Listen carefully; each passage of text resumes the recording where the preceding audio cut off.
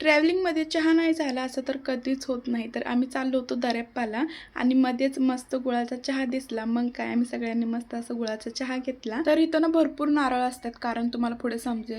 मागच्या वेळेस मी जेव्हा माहेरी गेली होती ना, तेव्हा आम्ही सगळेजण दर्यापाला गेलो होतो आणि इथं ना नारळ खूपच स्वस्त, 20 रुपयाला एक नारळ आहे आणि तसं तर दुसरीकडे 40 रुपयाला आहे. तुमच्याकडे कसं आहे मला कमेंटमध्ये सांगा. तर इथं ना ह्यांनी प्रत्येक पायरीला एक एक नारळ फोडतात, कारण त्यांनी काहीतरी नवस बोललेलं असेल. त्यानंतर बुगूला तर त्याचं मामा आणि पप्पा दोघं जण सांभाळत होते. त्यानंतर आम्ही मंदिरमध्ये पोहोचलो आणि माझ्या माहेरकडून पण ना कुलसो आम्ही दर्याप्पा आणि माझ्या सासरकडून पण आहे.